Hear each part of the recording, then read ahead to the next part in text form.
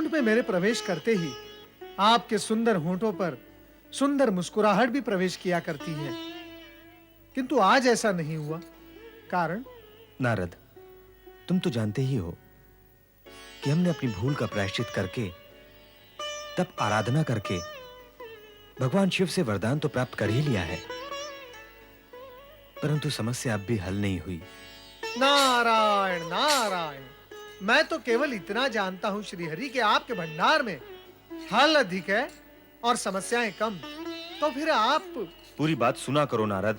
कहें प्रभु, अब भगवान भोलेनाथ के अचानक कैलाश से अंतर्धान होने से माता पार्वती हम सभी से रुष्ट है, श्री गणेश और कार्तिकेय भी रुष्ट है। अब उनके रोष को कैसे शांत किया जाए, हम यही विचार कर रहे हैं। स्वामी, प्रभु, आप तुरंत कैलाश पहुंच जाएं, अविलंब, अन्यथा देवी पार्वती का क्रोध रौद्र रूप धारण करेगा और अनर्थ हो जाएगा।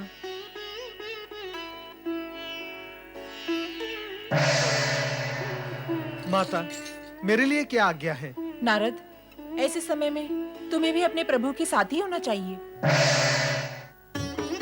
ब्रह्मदेव, हम देवी पार्वती की उग्रता और गणेश व कार्तिकेय का रोष अपनी दिव्य दृष्टि से देख चुके हैं देवी, परंतु हम स्वयं नहीं जानते कि भवनाथ का रूप धारण करने के लिए भगवान शिव कहां दृश्य हुए हैं।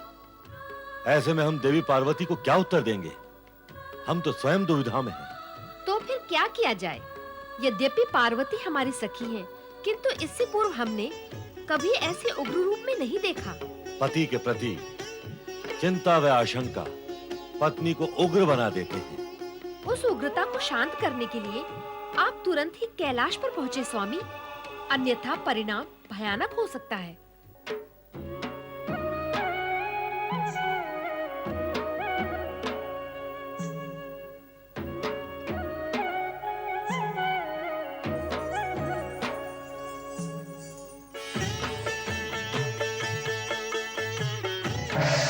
श्रीहरि,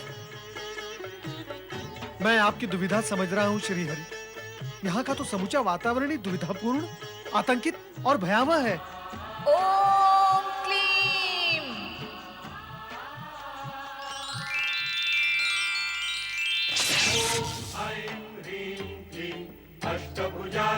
मां शक्ति, मेरे स्वामी शिव शंकर को अदृश्य करने वाले ब्रह्मा, विष्णु, शीघ्र प्रकट हो जाओ, तत्काल प्रकट हो जाओ, अन्यथा जगत में प्रलय मचा दूंगी। शांत हो जाइए माता, आप शांत हो जाइए। माता, धैर्य धारण करें आप। सिंह वाहिनी शक्ति माता की जय। शांत हो जाइए माता, आप शांत हो जाइए। आप शांत हो जाएं, कारण कि मुझे वरदान देते समय स्वयं भगवान शिव ने कहा था कि वे भवनाथ का रूप धारण करने तक कैलाश से अदृश्य रहेंगे। भावनात्मक रूप धारण करने का निर्णय स्वयं भगवान शिव का है, इसमें हम में से कोई भी दोषी नहीं है। ब्रह्मदेव, स्वामी को भवनाथ बन जाने के लिए वरदान भी तो आप ही ने मांगा था, इसीलिए उनके अदृश्य हो जाने का दोष भी आपका ही है। अब आपको ही पता लगाना होगा कि वे अदृश्य रूप में कहां विराज रहे हैं। अब जाएं, तुरंत पता लगाएं। जैसी आपकी आज्ञा माता। आप क्रोधित न हो माता। शांत हो जाए माता, पिताश्री शीघ्र ही प्रकट हो जाएंगे। हाँ माता, आप शांत हो जाएं। हम बालकों पर कृपा करें जगदम्बे। आप अपने मूल रूप में लौट आए माता।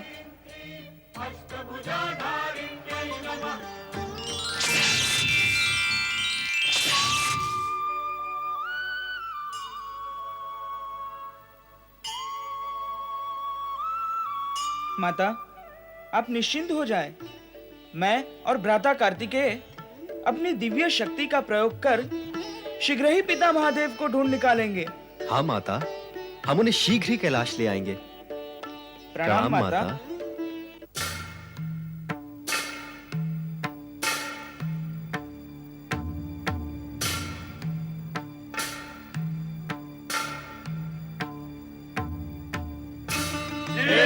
भवनपति, हे शिव शंकर, हे त्रिलोकीनाथ, आप कहाँ दृश्य हो गए हैं?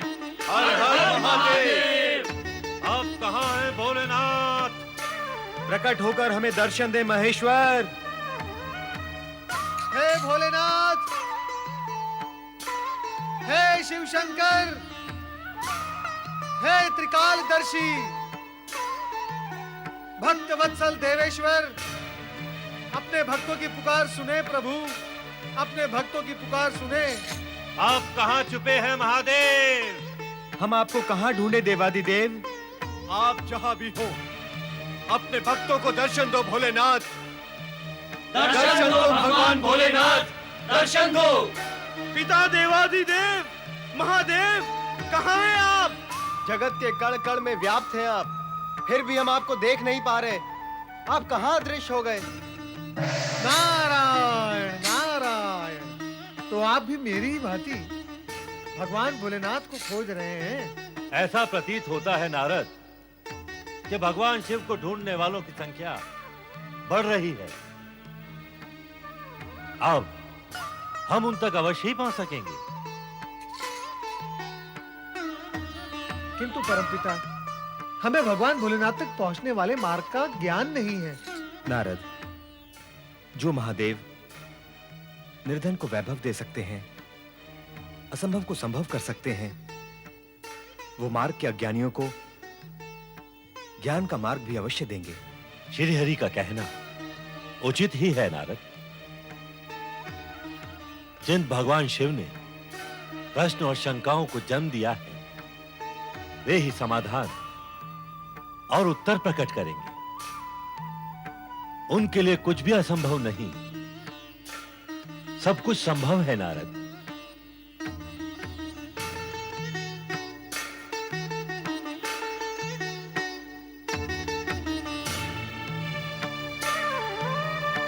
परमपिता, परमपिता, लगता है हम रेवताचल गिरि पर्वत के अंचल में आ गए हैं। हाँ देवर्षि, ऐसा आभास होता है कि पिता देवाधिदेव महादेव आसपास ही कहीं विराजमान है। अब हमें रेवताचल पर उतरकर महादेव को ढूंढना चाहिए। हर हर महादेव, हर हर महादेव, हर हर महादेव, हर हर महादेव।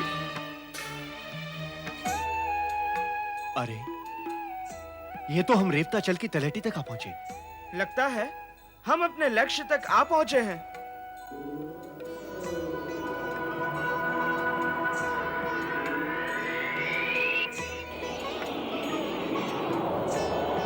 भैया कार्तिकेय, आप भी अपनी दिव्य दृष्टि से उधर देखें।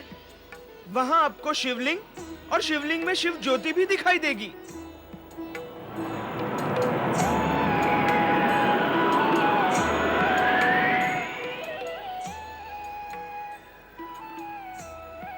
तुम सत्य कहते हो भैया गणेश, यही वो पवित्र चमत्कारी स्थान है। हे जगत के भाग्य विधाता, हे सबके भाग्य लिखने वाले, आप यहाँ क्यों छिपे हैं? ये समय की पुस्तक और पुस्तक के प्रत्येक पृष्ठ पर आपके हस्ताक्षर हैं। फिर भी हे प्रभु, आप प्रकट नहीं हो रहे हैं। आप दर्शन देकर हम सबकी व्याकुलता दूर करें। अब हम सबको मिलकर भगवान शिव शंकर को पुकारना होगा। दर्शन दो शिव शंकर, दर्शन दो भोलेनाथ, दर्शन दो।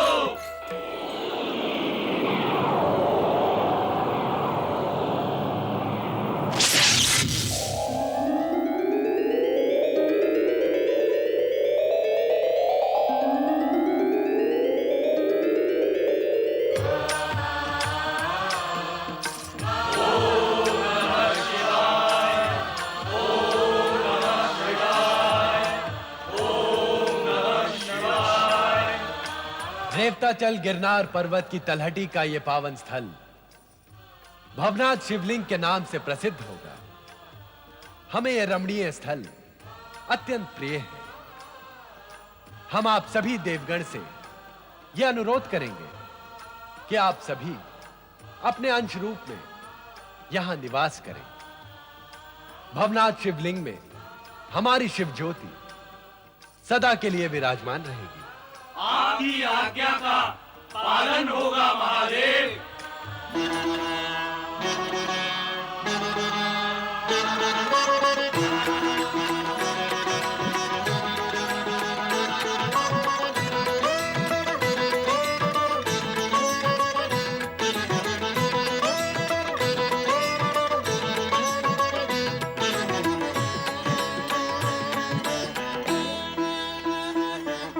समय की पुस्तक के पृष्ठों पे हैं जिनके हस्ताक्षर, समय की पुस्तक के पृष्ठों पे हैं जिनके हस्ताक्षर, वो भवनाथ ही पार कराएं जन जन को भवसागर, वो भवनाथ ही पार कराएं जन जन को भवसागर।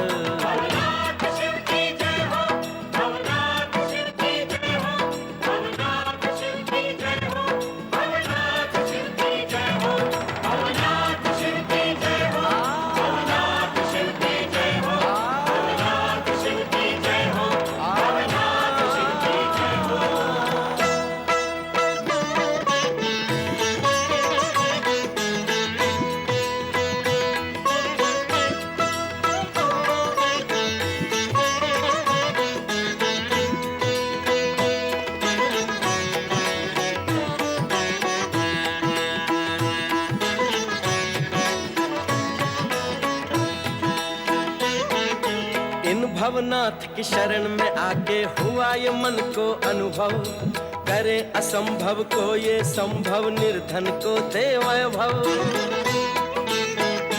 ओ इन भवनाथ की शरण में आके हुआ ये मन को अनुभव, करे असंभव को ये संभव, निर्धन को दे वैभव। अज्ञानी को ज्ञान है देते ये ज्ञानी ज्ञानेश्वर, अज्ञानी को ज्ञान है देते ये ज्ञानी ज्ञानेश्वर।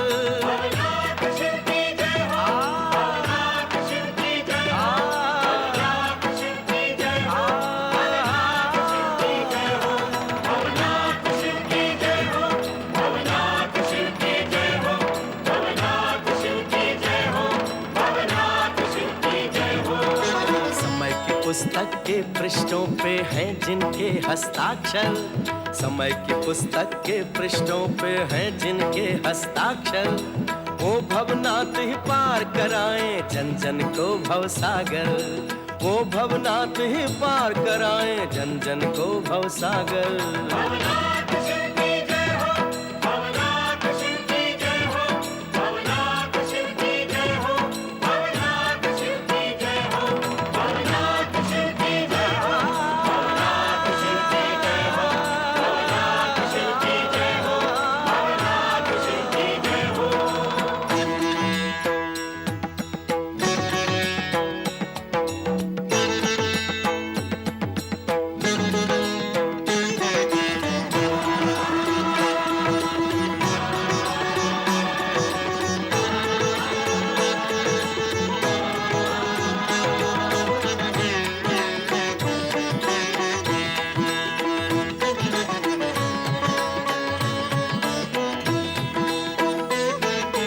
गगन है मस्तक धरा चरण है सृष्टि इनकी काया, वायु इनसे श्वास है लेती धूप है इनकी छाया।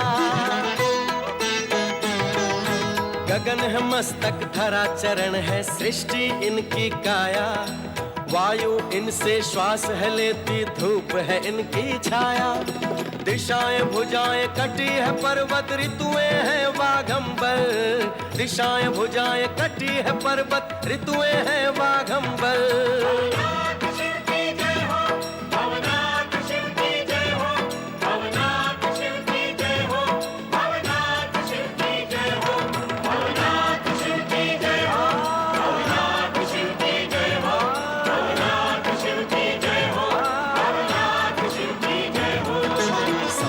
पुस्तक के पृष्ठों पे हैं जिनके हस्ताक्षर, समय की पुस्तक के पृष्ठों पे हैं जिनके हस्ताक्षर, वो भवनाथ ही पार कराएं जन जन को भवसागर, वो भवनाथ ही पार कराएं जन जन को भवसागर।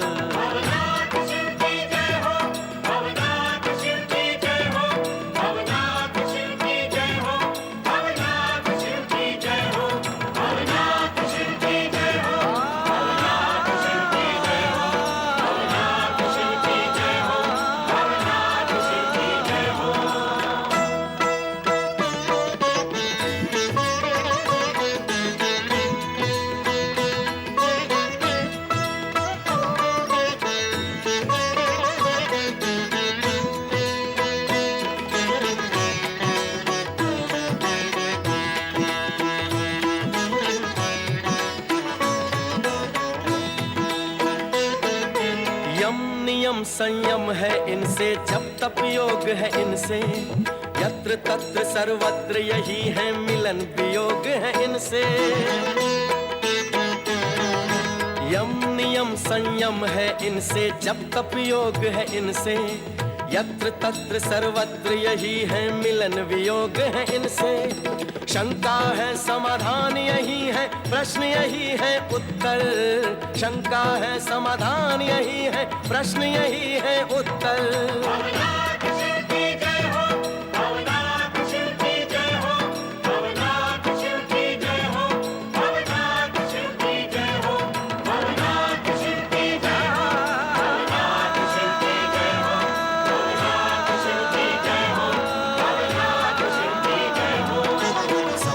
पुस्तक के पृष्ठों पे हैं जिनके हस्ताक्षर, समय की पुस्तक के पृष्ठों पे हैं जिनके हस्ताक्षर।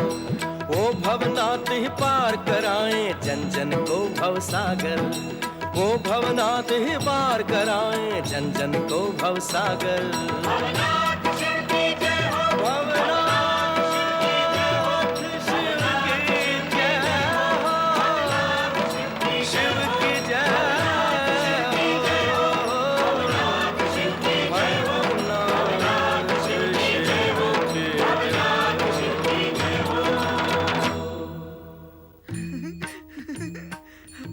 अब आप कैलाश पधारने की कृपा करें पिताश्री।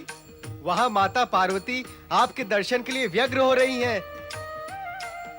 अब आप भी कैलाश चलकर देवी पार्वती की व्यग्रता को शांत करें। आपकी इच्छा पूर्ण होगी। परमेश्वर भवनाथ शिव की जय हो। ओम नमः शिवाय, ओम नमः शिवाय, ओम नमः शिवाय, ओम नमः शिवाय, ओम नमः शिवाय, ओम नमः शिवाय, ओम नमः शिवाय, ओम नमः शिवाय, ओम नमः शिवाय, ओम नमः शिवाय, ओम नमः शिवाय, ओम नमः शिवाय। भगवान भोलेनाथ की जय। माता पार्वती की जय। शिव पार्वती की जय। देवी, अब अपना रोष शांत करो। भवनाथ शिवलिंग की उत्पत्ति से भविष्य में असंख्य भक्तजन धर्म भाव और शिव साधना में लगेंगे तथा अपना कल्याण करेंगे। गिरनार पर्वत पृथ्वी तल का अत्यंत पवित्र स्थल माना जाएगा और समस्त पुण्यों का फल भवनाथ के दर्शन तथा स्वर्ण रेखा नदी के स्नान से प्राप्त होगा। देवी, भवनाथ में तुम्हें भी हमारे साथ ज्योति रूप में विराजमान रहना होगा। हाँ देवी पार्वती, आपका भवनाथ में विराजना भक्तों के लिए हर्षपूर्ण होगा। भक्तगण, आप दोनों के दर्शनों से धन्य हो जाएंगे। मैं आप सभी की इच्छा का सम्मान करते हुए भवनाथ में भगवान शिव के साथ सदा सदा के लिए विराजमान रहूंगी। भगवान शिव और माता पार्वती की जय। भगवान शिव और माता पार्वती की जय। तो ऋषिगण एवं भक्तगण, इस सत्य को आप जान लें कि जो भी प्राणी रेवताचल गिरनार क्षेत्र की यात्रा करके भवनाथ महादेव के दर्शन एवं पूजन करता है, उसके समस्त पापों का नाश हो जाता है एवं भवनाथ की कृपा से वो भवबंधन से मुक्त भी हो जाता है।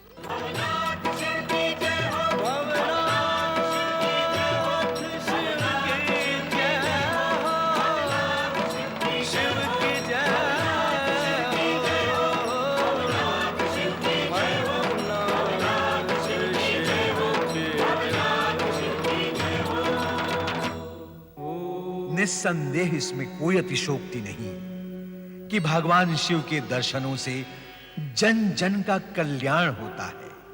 इसीलिए तो भगवान शिव के महात्म्य के अनुसार ऋषि एवं भक्तगण देवर्षि नारद के प्रति कृतज्ञ भाव से भर गए और फिर देवर्षि नारद सदा की भांति तीनों लोकों की स्थिति का अवलोकन करने हेतु विचरण करने निकल गए, जहां एक दिवस अचानक ही उनकी भेंट अपने पुराने मित्र पर्वत मुनि से हो गई। नारायण नारायण। मित्र नारद, मित्र पर्वत, जय जय ब्रह्मदेव। अरे चोटी का क्या हुआ? तुम ही बताओ मित्र, अधिक समय तक चोटी पर कौन रह सकता है? नारायण नारायण। जिसका उद्देश्य पवित्र हो वो चोटी पर अवश्य रह सकता है, किंतु मैं तुम्हारे चोटी की बात कर रहा हूँ। पृथ्वीवासियों से मैंने ये बात सुनी थी कि चलते चलते एड़ियां घिस जाती है, किंतु मैंने ये कभी नहीं सुना और देखा कि आकाश गमन करते करते चोटी भी घिस जाती है। ऐसा तो कुछ नहीं है मित्र। तो फिर कैसा है मित्र? जैसा है वैसा बताओ। तुम तो जानते हो मित्र क्या? कि मैंने तुम्हारा ही रूप, भेष, मुद्रा व आचरण का अनुसरण करके तुम्हारी ही भांति त्रिदेव का कृपा पात्र बनने का प्रयत्न किया और नहीं बन सका। मुझे लगा कि मेरी लंबी चोटी मुझे तुमसे भिन्न करके ब्रह्मदेव से दूर किए हुए है, इसलिए मैंने चोटी का केंद्रीयकरण कर लिया। अति का केंद्रीयकरण तो जगत के हित में होता है मित्र पर्वत। अच्छा किया तुमने। लगता है अब तुम्हें परमपिता ब्रह्मा जी के दर्शन शीघ्र ही हो जाएंगे। मित्र नारद, तुम तो इस सत्य को भली भांति जानते हो कि मैं परमपिता ब्रह्मा जी के दर्शन को न जाने कब से उत्कंठित, उत्सुक और व्याकुल हूं।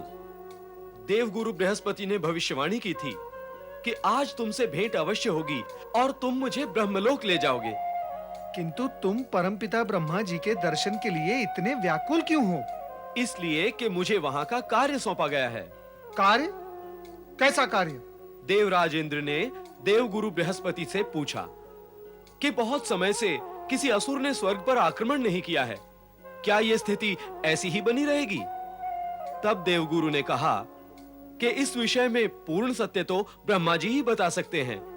अतः देवगुरु ने इस कार्य का दायित्व मुझे सौंपा है। मैं चाहता हूं इस कार्य को पूर्ण कर मैं देवगुरु की प्रशंसा प्राप्त करूं। अवश्य करो, किंतु इतना पुनः स्मरण कर लो कि परमपिता ब्रह्मा जी ने तुम्हें ब्रह्मलोक में प्रवेश ना करने का आदेश दिया था। परंतु पहले, आज तो स्थिति भिन्न है।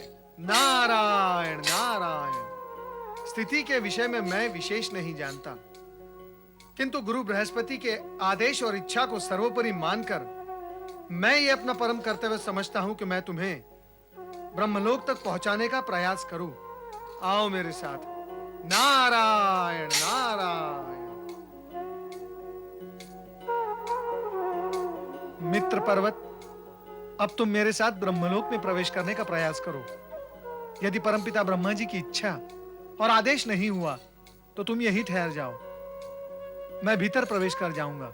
और यदि ऐसा भी नहीं हुआ? समझ गया मित्र, सारी स्थिति समझ गया। मुझे तो विश्वास है कि इस बार ब्रह्मदेव मुझे रोकेंगे नहीं। फिर भी तुम मेरा हाथ थामकर मुझे भीतर ले चलो। आओ।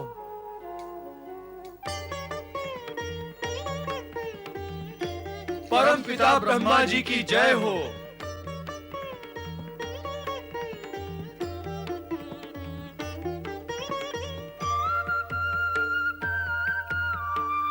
अरे, किंतु माता सरस्वती गई कहां? इस प्रकार वे ब्रह्मलोक को एकाकी छोड़कर कहीं जाती तो नहीं? अब वे हैं ही नहीं तो उनकी चर्चा व्यर्थ है। विचारणीय तो ये है कि अब करें क्या। मैं भी यही सोच रहा हूं। सोचो मत, कुछ करो। तुम ब्रह्मदेव के मानस पुत्र हो। उनके चरणों को स्पर्श करके उन्हें झकझोरो। हो सकता है परमपिता इस समय श्री हरि विष्णु की भांति गहन निद्रा में लीन हो। तुम्हारे झकझोरने से जाग उठेंगे। नारायण नारायण। ऐसी अशिष्ट और अनाधिकार चेष्टा मैंने कभी की तो नहीं, किंतु मित्र पर्वत, तुम्हारे लिए ये साहस मुझे जुटाना ही होगा।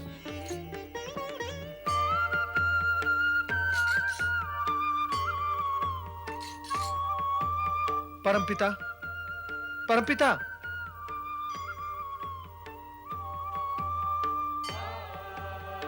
परमपिता, कृपया कर अपनी आंखें खोले, हमारे सम्मुख देखें। परमपिता, परमपिता, कृपया आप आंखें खोलें।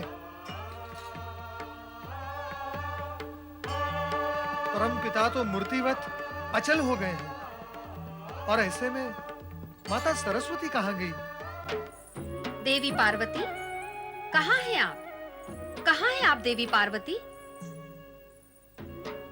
प्रणाम स्वीकार करें शिव शंकर।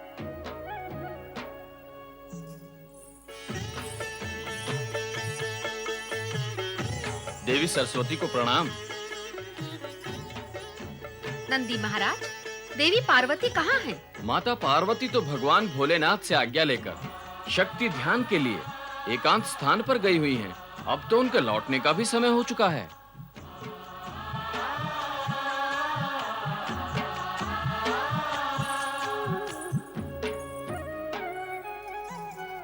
महादेव, ब्रह्मदेव अचानक अचल हो गए हैं। बार बार पुकारने और झकझोरने पर भी नहीं जागते। उनके इस तरह जड़बंद होने से सृष्टि निर्माण की सारी गतिविधियां थम गई हैं।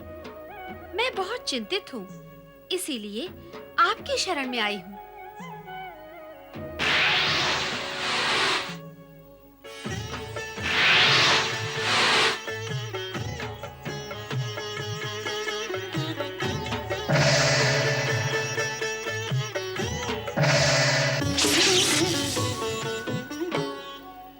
ब्रह्मदेव, ब्रह्मदेव, आंखें खोले ब्रह्मदेव। जागृत हो जाए ब्रह्मदेव। ब्रह्मदेव,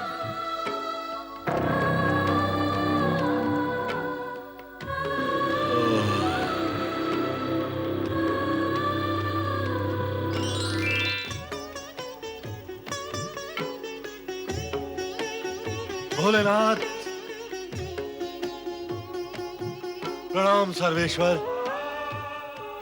आप प्रथम बार ब्रह्मलोक में पधारे हैं। यहाँ आपके दर्शन पाकर मैं धन्य हो गया भोलेनाथ। धन्य तो यहां आकर हम भी हो गए हैं, किंतु वो प्राणी कैसे धन्य होंगे जो आपकी बनाई हुई सृष्टि में रहते हैं। सृष्टि के रचनाकर होते हुए भी ऐसी गहरी निद्रा में लीन हो जाने का क्या कारण हो सकता है ब्रह्मदेव? देवी सरस्वती आपका ये मूर्तिवत रूप देखकर व्यग्र हो उठी थी। ओम नमः शिवाय। ओम नमः शिवाय का जाप करते करते मैं इतनी गहरी निद्रा में कैसे तल्लीन हो गया, ये मैं स्वयं भी नहीं जानता प्रभु। आपका इस प्रकार निद्रा में चले जाना कोई साधारण घटना नहीं है। इसके मूल में अवश्य ही भविष्य का कोई संकेत छिपा हुआ है। वो संकेत शीघ्र ही उजागर होगा, अतः आप सावधान रहें।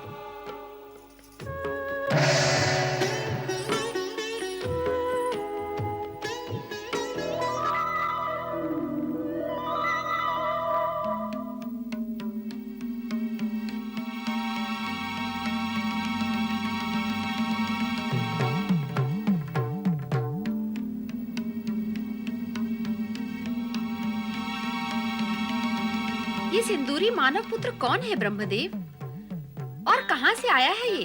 देवी, मैं परमपिता ब्रह्मा जी के जुमाई से उत्पन्न सिंदूरी हूँ। मैं इनके पुत्र के समान हूँ। इन्हें देखते ही मेरे मन में अनेक प्रकार की महत्वाकांक्षाएं जागृत होने लगती हैं। कैसी महत्वाकांक्षाएं सिंदूरी मानव? आपका पुत्र होने के नाते मुझे त्रिलोक में सर्वोच्च शक्ति प्राप्त होनी चाहिए। मुझे सर्वोच्च शक्ति का वरदान दे परमपिता। सर्वोच्च शक्ति पाकर तुम क्या कार्य करोगे पुत्र? इस शक्ति को पाकर मैं जगत का कल्याण करूंगा माता। ब्रह्मदेव को कहीं भी जाने की आवश्यकता नहीं पड़ेगी। इनकी आज्ञा पाते ही मैं वो सब कुछ करूंगा जो ब्रह्मदेव चाहते हैं। तुमने हमें प्रसन्न किया है पुत्र सिंदूरी। हम तुम्हें वरदान देते हैं पुत्र कि तुम में तीनों लोकों को वश में करने की अद्भुत सामर्थ्य एवं क्षमता होगी। तुम्हें देव, दानव, मानव, यक्ष, किन्नर किसी से भी किसी भी प्रकार का भय नहीं होगा। तुम इस जगत में सदा निर्भय एवं स्वतंत्र होकर विचरण कर सकोगे। किंतु परमपिता, मैं अपनी सर्वोच्च शक्ति का परिचय कैसे प्राप्त करूंगा? तुम जिस किसी को भी अपनी भुजाओं में जकड़ लोगे उसके शरीर के सैकड़ों खंड हो जाएंगे, वो जीवित नहीं बचेगा। मैं आपका अद्भुत वरदान प्राप्त करके धन्य हो गया परमपिता।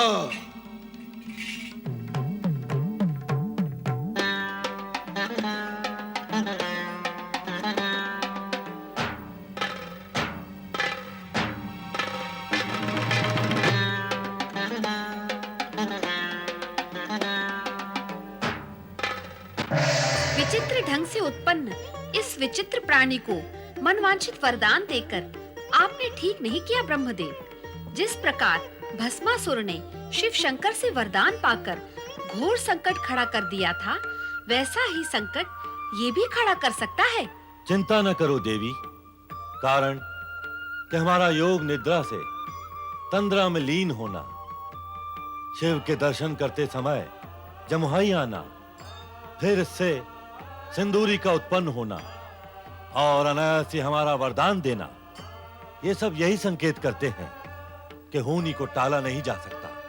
जो होना है वो होकर ही रहता है। इसलिए हमसे उत्पन्न सिंदूरी के लिए चिंता नहीं, शुभकामना प्रकट करो।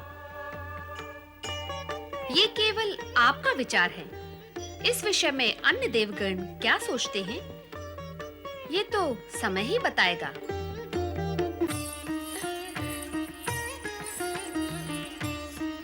प्रणाम माता।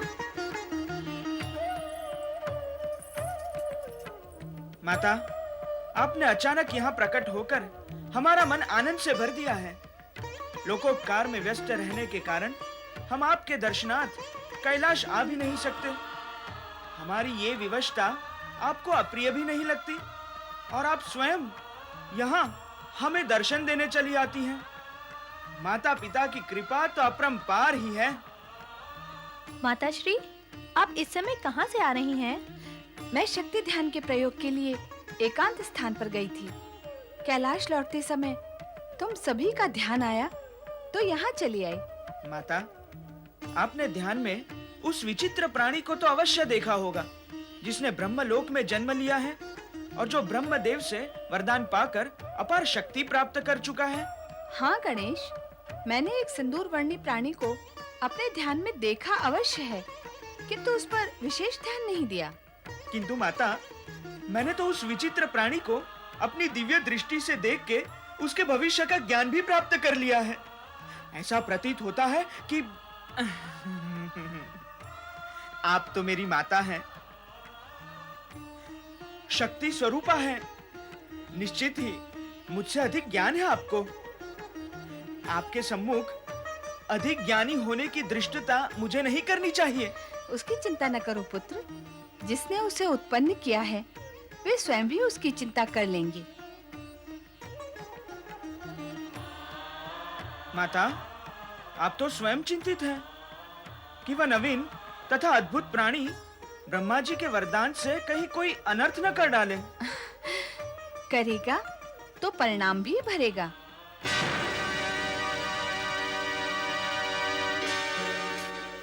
मित्र नारद, ब्रह्मलोक जाकर भी मेरी इच्छा पूर्ण नहीं हुई। मैं परम पिता का आशीर्वाद प्राप्त नहीं कर सका। अरे, आशीर्वाद न मिला तो क्या, तुम ब्रह्मलोक में प्रवेश करने के अधिकारी हो गए हो और भगवान भोलेनाथ ने परमपिता ब्रह्मा जी को जागृत भी कर दिया है। ऐसे में तुम परमपिता ब्रह्मा जी के पास जाकर कभी भी आशीर्वाद प्राप्त कर लेना। अरे, ये विचित्र प्राणी कौन है? मैं ब्रह्मा जी का पुत्र सिंदूरी हूँ। उन्होंने मुझे सर्वोच्च शक्ति का वरदान दिया है। मैं महाबाहुबली हूँ। हमने तो तुम्हें कभी ब्रह्मलोक में देखा ही नहीं। ब्रह्मलोक और ब्रह्मदेव को नहीं देखा होगा तो मुझे कहां से देखोगे? अर्थात तुम्हारी उत्पत्ति परम पिता ब्रह्मा जी के जागने के पश्चात हुई है। अर्थ को समझने का प्रयत्न करने वाला बुद्धिमान होता है और मुझे तुम बुद्धिमान लगते हो, कारण कि तुमने सत्य कहा। मैं सिंदूरी हूँ, सिंदूरी। ये देवर्षि नारद हैं, ब्रह्मा जी के मानस पुत्र। ब्रह्मा जी के मानस पुत्र अर्थात मेरे भाई। भाई हो तो भला करो मेरा, और ये बताओ कि ब्रह्मा जी द्वारा दिए गए वरदान की सत्यता की परख मैं कैसे करूं? इसका प्रमाण कैसे प्राप्त करूं? बताओ। ऐसा विचार भी मन में न लाना सिंदूरी। परमपिता ब्रह्मा जी कभी किसी को असत्य वरदान नहीं देते। फिर उनके वरदान को परखने अथवा उसकी सत्यता का प्रमाण प्राप्त करने की आवश्यकता ही क्या है? उनसे वरदान प्राप्त करके दानवों ने स्वर्ग पर अधिकार प्राप्त किया, पृथ्वी और पाताल को वश में किया। तुम उनके वरदान पर शंका करोगे तो वरदान व्यर्थ हो जाएगा। ना ना ना ना ना ना, मैं उनके वरदान पर शंका नहीं करता। मैं तो केवल परीक्षण करना चाहता हूँ, अपनी शक्ति का परीक्षण। और शक्ति का परीक्षण तो सभी करते हैं, तो फिर मैं क्यों ना करूं? कैसे करोगे वरदान में प्राप्त शक्ति की परीक्षा? ब्रह्मा जी ने कहा था कि मैं जिसे भी अपनी भुजाओं में दबा लूं, वो चूर चूर हो जाएगा। इसीलिए मुझे ऐसे प्राणी की खोज है जिसे मैं अपनी भुजाओं में ले लूं। नारायण नारायण। परंतु परमपिता ब्रह्मा जी ने तुम्हें ये तो नहीं कहा था कि अपनी भुजाओं में नारद को ही पकड़ के चूरा कर डालना? अरे भाई ये पीछे हटो पीछे हटो, वरना तुम अदृश्य हो जाओ। ये सिंदूरी की असुरी वृत्ति जागृत होने लगी है, भागो।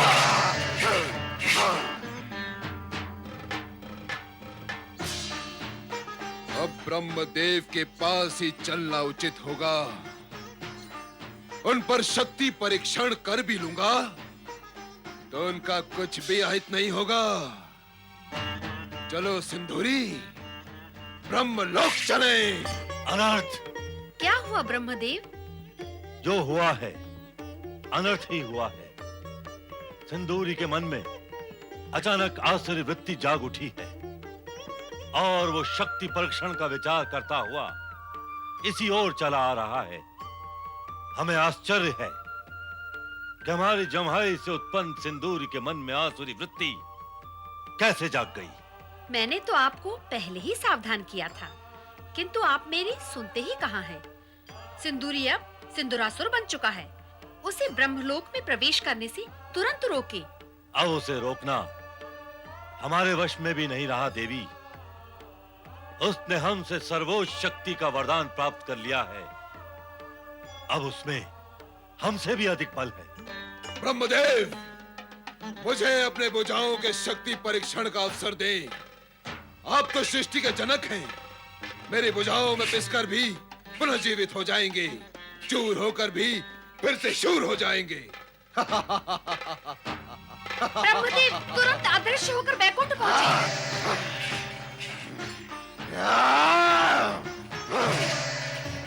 नारायण नारायण।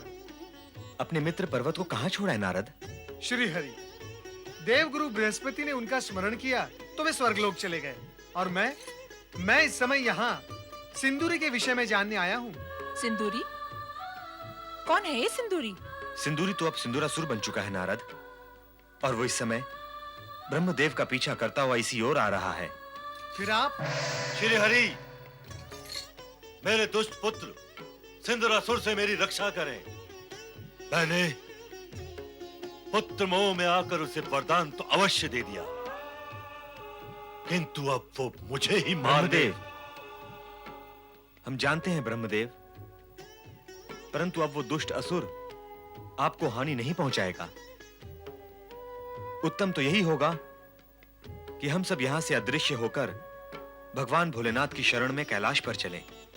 सिंदूरासुर की शक्ति वहां चल नहीं पाएगी। परम पिता कहाँ है आप? अब प्रकट हो। मैं आपको विश्वास दिलाता हूँ कि मैं आप पर बल प्रयोग नहीं करूंगा। परम पिता, परम पिता, परम पिता, परम पिता। रक्षा करें, रक्षा करें। हर हर महादेव, हर हर महादेव, रक्षा करें। हर हर महादेव। रक्षा करें भोलेनाथ।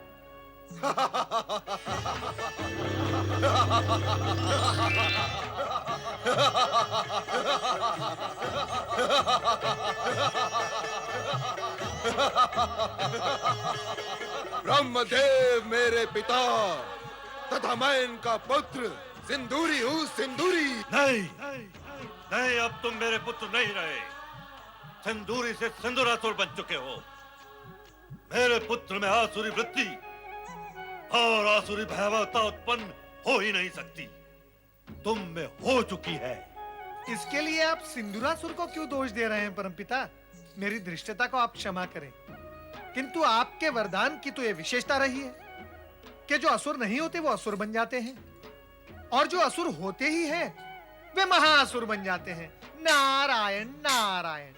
अब आप अपने वरदान के दोष को सिंदूरासुर के सिर पर क्यों लाद रहे हैं? ये सब तो होना ही था, फिर आश्चर्य और खेद कैसा? क्यों सिंदूरासुर, मैंने कुछ अनुचित तो नहीं कहा? उचित अनुचित का ज्ञान करा देता हूं तुम्हें, और साथ साथ सबको चींटी की तरह मसल दूंगा। हाँ।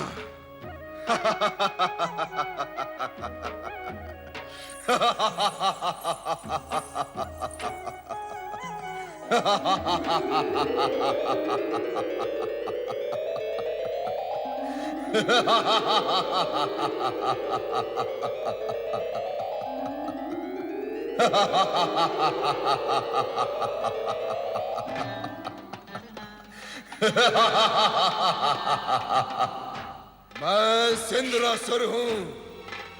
मैं वरदान में सर्वोच्च शक्ति प्राप्त कर चुका हूं।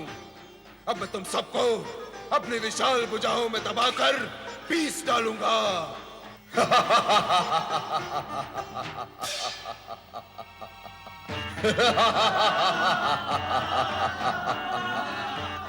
ब्रह्मा जी के वरदान की शक्ति को कोई भी चुनौती नहीं दे सकता।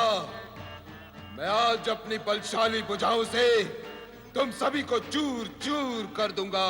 हाँ। नारायण नारायण। हम सबको चूर चूर करने से पहले दूर दूर का ये सत्य तनिक पास पास से देख लो सिंदूरासुर। क्या क्या कहा तुमने? मैंने कहा तुम तो जगत के सर्वाधिक भाग्यशाली असुर हो, जो तुम त्रिदेवों को एक साथ अपने हृदय से लगा रहे हो। तुम्हारा कल्याण तो नारायण नारायण अवश्य ही होगा। रे मूर्ख, हमने अपने जिस तीसरे नेत्र से कामदेव को भस्म किया था, हम उसी से तुझे भी भस्म कर देंगे। हटा ले अपनी भुजाओं को।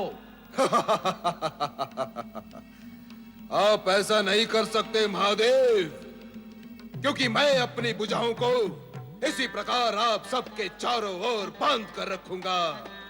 यदि आप मुझे भस्म करेंगे तो मेरे साथ साथ आप सभी भस्म हो जाएंगे महादेव।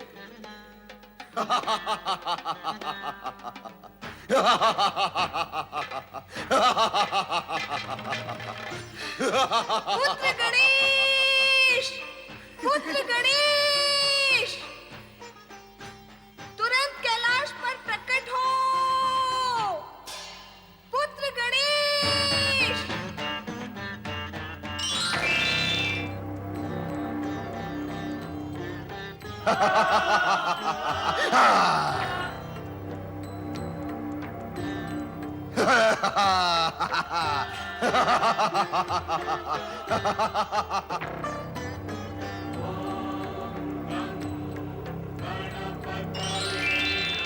ओम नमः शिवाय।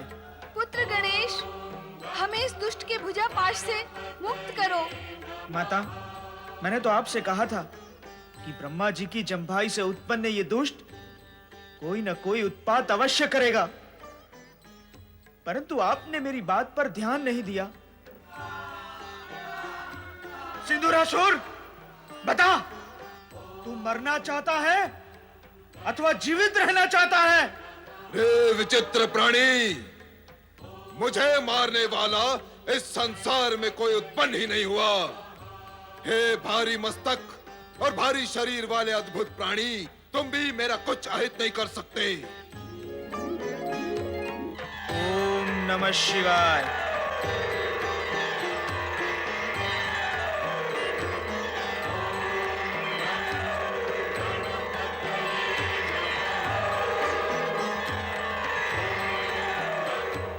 सिंदूरासुर, मैं तुझे अंतिम चेतावनी देता हूं। इन सब पूज्य देवगण को आदर पूर्वक छोड़कर इनसे क्षमा मांग ले, अन्यथा मैं तेरी ऐसी दुर्दशा करूंगा जिसकी कल्पना तो तुझे वरदान देने वाले ब्रह्मा जी भी नहीं कर सकते। तुम ब्रह्मा के वरदानी को मार नहीं सकते विचित्र प्राणी, क्योंकि ब्रह्मा ने मेरे मृत्यु के विषय में कुछ कहा ही नहीं।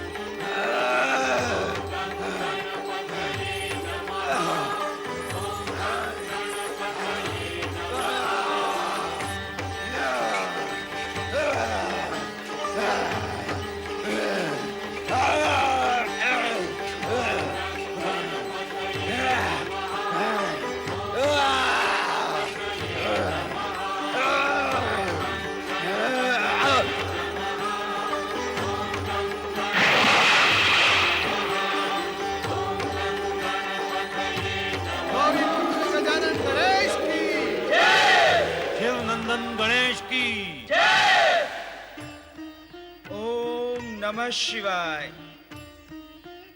ओम नमो भगवते वासुदेवाय। ब्रह्मदेवाय नमः।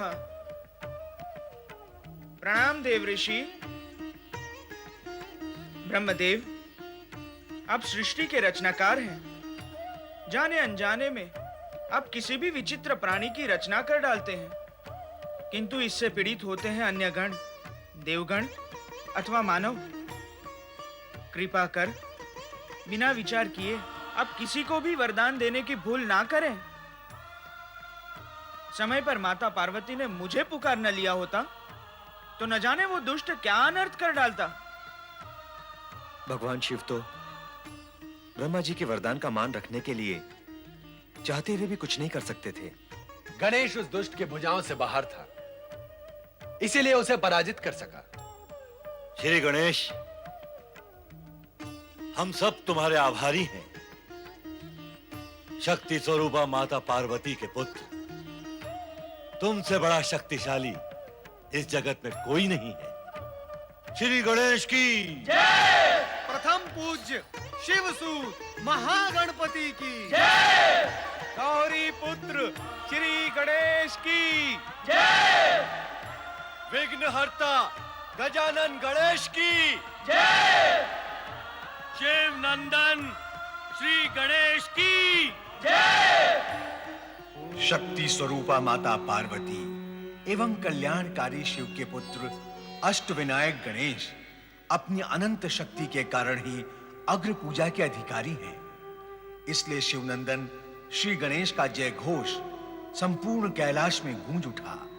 लंबोदर गणेश की पूजा के पश्चात कोई भी मानव एवं भक्त महेश्वर की आराधना करता है तो उसका सदा ही कल्याण होता है।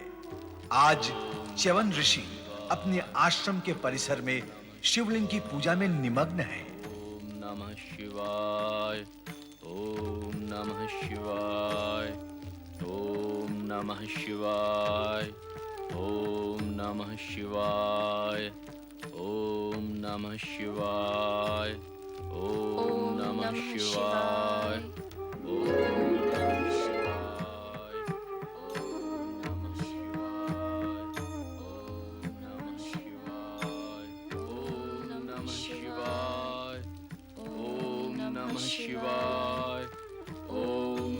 शिवाय।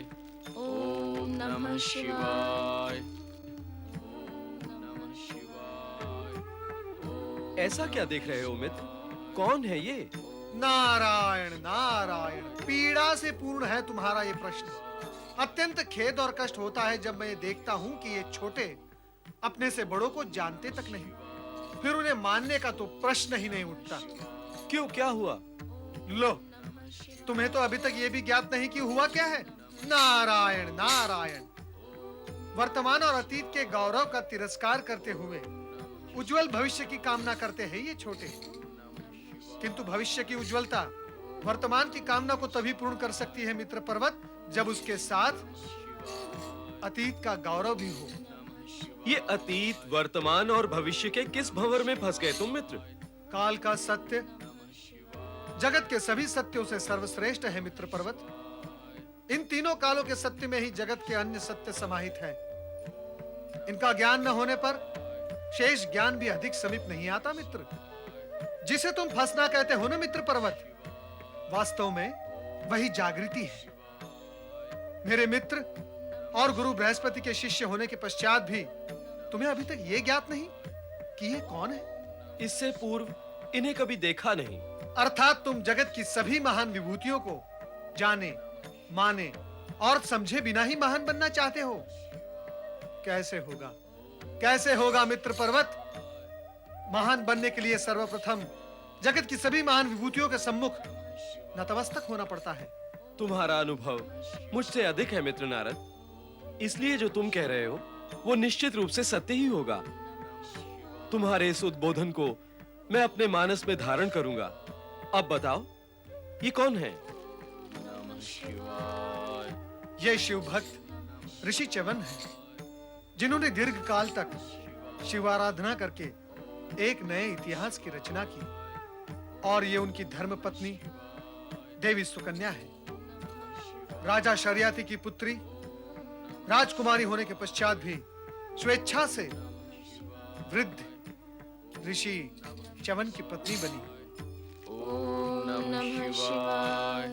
दीर्घ काल तक शिव आराधना की है तो इन्हें वृद्ध होना चाहिए था, किंतु ये तो युवा हैं। सुकन्या ने जब इन्हें पति के रूप में स्वीकार किया तब ये केवल वृद्ध ही नहीं, अंधे भी थे। सुकन्या ने स्वयं अपने हाथों से इनकी आंखें फोड़ डाली थी। वृद्ध और अंधे थे तो फिर युवा और दृष्टिवान कैसे हो गए? नारायण नारायण, भगवान भोलेनाथ की कृपा और सुकन्या की पति भक्ति एवं सतीत्व के कारण। इतनी रोचक वार्ता को तुम खंड खंड में क्यों कह रहे हो? एक बार में सारी कथा क्यों नहीं कह देते मित्र? तो सुनो मित्र, एक बार राजा शर्याति अपनी पुत्री सुकन्या को लेकर वन विहार के लिए गए।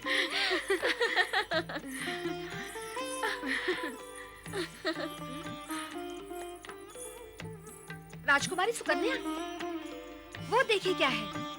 वहां वन में पुत्री सुकन्या ने एक मिट्टी के ढेर में दो मणियों जैसी चमकती हुई वस्तुएं देखी। दो मणि?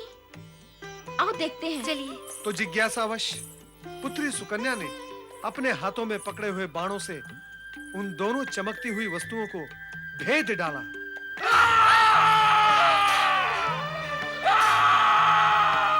किसने फोड़ा मेरी आंखों को? किसने मुझे दृष्टिहीन किया?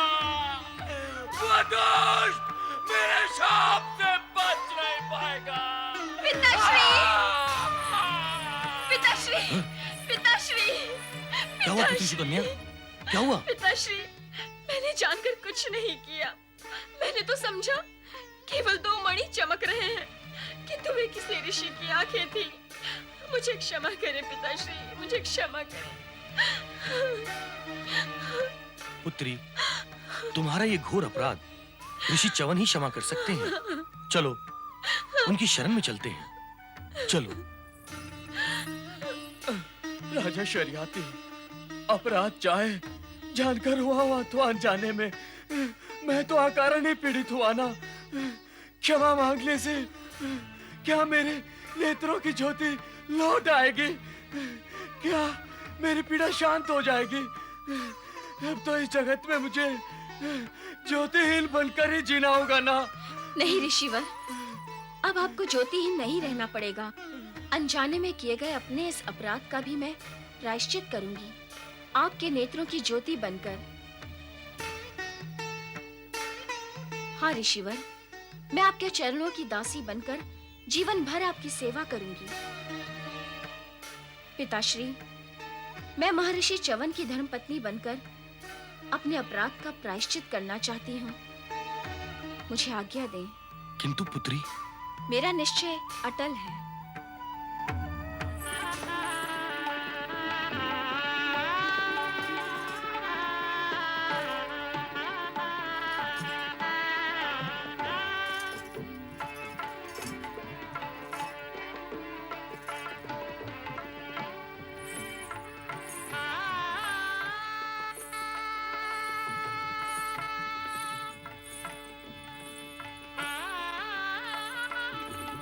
मित्र पर्वत च्यवन ऋषि से विवाह करने के पश्चात एक दिन हाथ में कलश लिए सरोवर पर जल भरने के लिए सुकन्या आती है।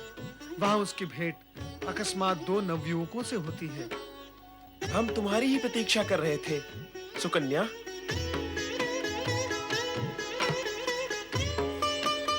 तुमने एक वृद्ध नेत्रहीन ऋषि को पति रूप में अपनाकर भारी भूल की है सुकन्या।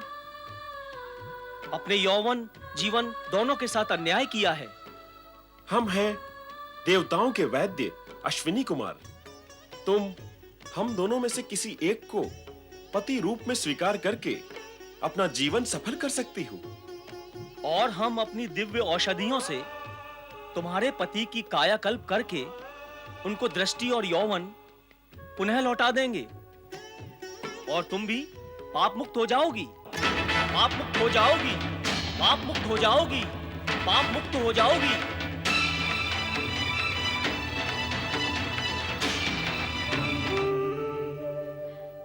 पूज्य अश्विनी कुमारों, आप दोनों तो मेरे पूज्य हैं। मैं एक सती नारी हूँ। मुझसे विवाह करने का ये अनोखा प्रस्ताव करके आप मेरे सतीत्व और अपने देवत्व को लांछित करना क्यों चाहते हैं? आप देवताओं के वैद्य हैं और च्यवन ऋषि को स्वस्थ करने में समर्थ हैं। मुझ पर कृपा करके आप यहाँ प्रकट हुए हैं, तो पूर्ण कृपा ही करें। हाँ हाँ अवश्य। हम कृपा करने ही तो आए हैं। तो आप मेरे पति च्यवन ऋषि को स्वस्थ संपन्न कर उनकी दृष्टि लौटा दें। मेरी प्रार्थना स्वीकार करें पूज्य, मेरी प्रार्थना स्वीकार करें। देवी सुकन्या, हम दोनों भगवान शिव के आदेश से ही यहाँ प्रकट हुए हैं। हम दोनों तुम्हारे सतीत्व और दृढ़ता की ही परीक्षा ले रहे थे। तुम हमें ले चलो अपने पति च्यवन ऋषि के पास। पधारें देवगण, पधारें।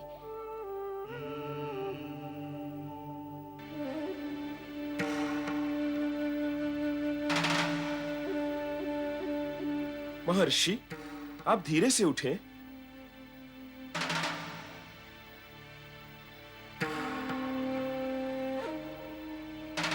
और धीरे से अपनी आंखों से औषधि लेप हटाइए।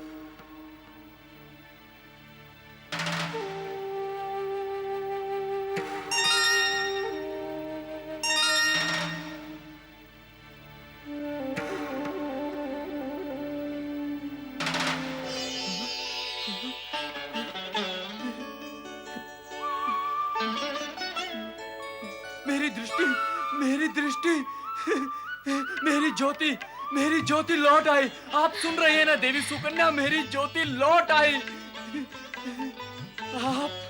आप धन्य हैं सुकुमारों, आप धन्य हैं अश्विनी कुमारों। आपने मुझ पर महान उपकार किया है, महान उपकार। हमने तो भगवान शिव की आज्ञा का पालन किया है ऋषिवर।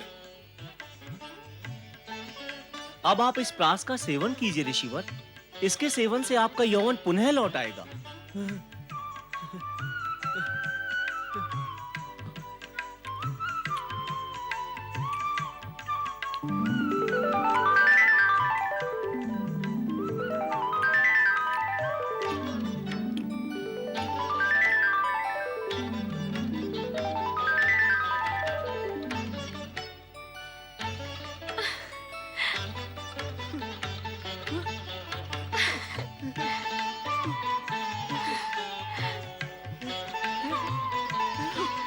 देखो देवी सुकन्या, देखो मैं पुनः युवा हो गया हूँ।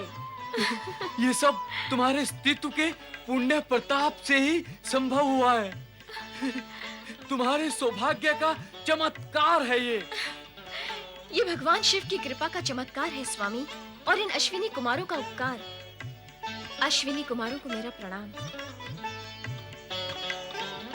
महर्षि च्यवन, ये प्राश अब आपके नाम से जुड़कर जगत में च्यवन प्राश के नाम से प्रसिद्ध होगा। आपका कल्याण हो।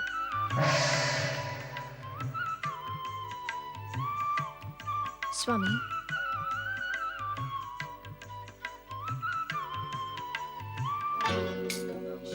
इस प्रकार अज्ञान से हुई भूल का प्रायश्चित सुकन्या ने प्रतिज्ञा, पति भक्ति, समर्पण एवं तप से किया है।